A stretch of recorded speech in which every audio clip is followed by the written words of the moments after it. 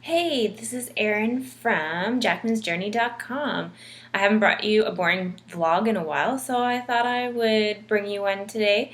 And this one is about a recipe that I heard about at work. This is Bonnie's shepherd's pie. She loves comfort food, but she wanted to try to make it a little bit healthier. And so I asked her how she made it.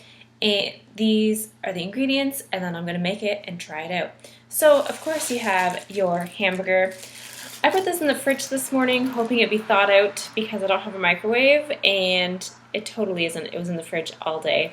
This is local, and so it's always best to get it fresh. And so if you have a local meat market that you can get your meat from, then go do that. So this is my lean hamburger. And in my lean hamburger, I will be seasoning it with some beef and steak seasoning from Epicure. And Bonnie uses beef bouillon, but unfortunately I have an intolerance to MSG and it's usually found in those type of things. So I'm going to use this instead and it will taste just as great. She puts a little onion in hers. I'm going to X out the onions. No thanks.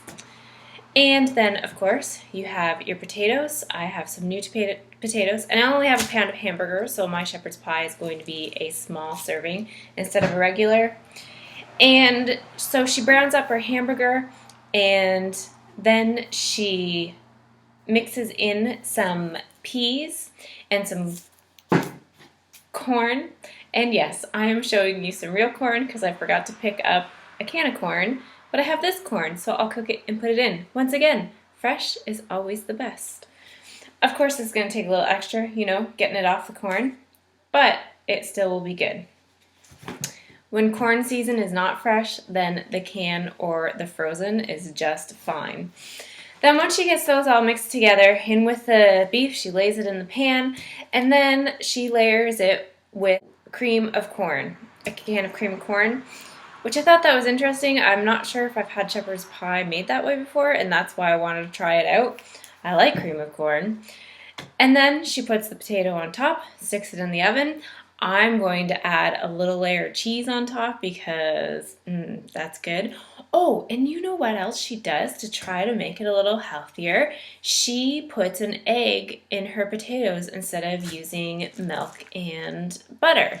So I'm going to try it out. I'm really excited to try that. I've never tried that before, and she says it makes the potatoes creamy, so we're going to see how that works out. So that's the ingredient list. That's how you put it together. I'm going to go do that, and I'll come back with the results.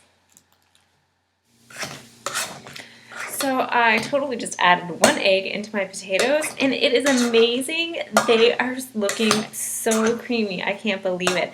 Now, I used new potatoes, and I enjoy the skin, so I just left them right on there and mashed it all together. And I'm going to show you these. It looks like I have added milk and butter to this pot of potatoes, but I totally didn't. I'm totally shocked. I haven't tasted them yet. That may be a different question. And since I'm not making these for anybody else, I'll just taste them.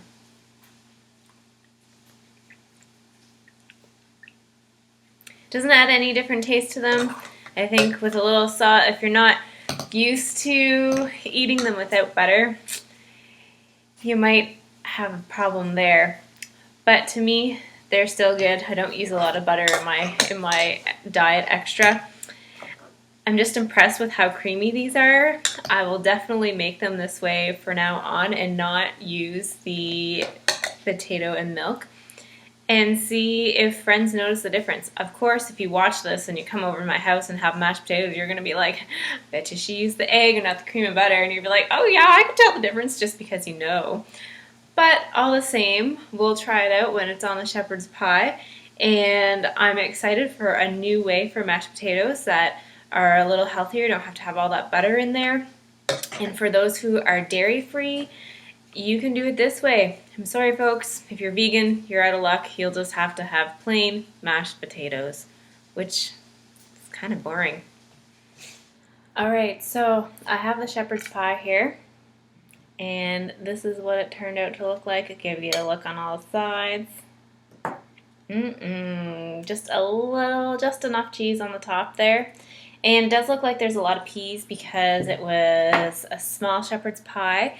And I actually didn't put the corn on the cob in the shepherd's pie this time because I had a whole can of peas and I wanted to use them all, so I just used peas in the bottom with the hamburger, and because the cream of corn's on top, I figured, why do I need all the double corn? But if it was a bigger shepherd's pie, then I probably would have put the corn in because I would have had more meat in there.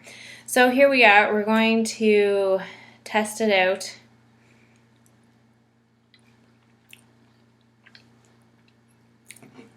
It's very tasty. Just one more bite because that bite didn't have any potatoes with it. It's a little warm still.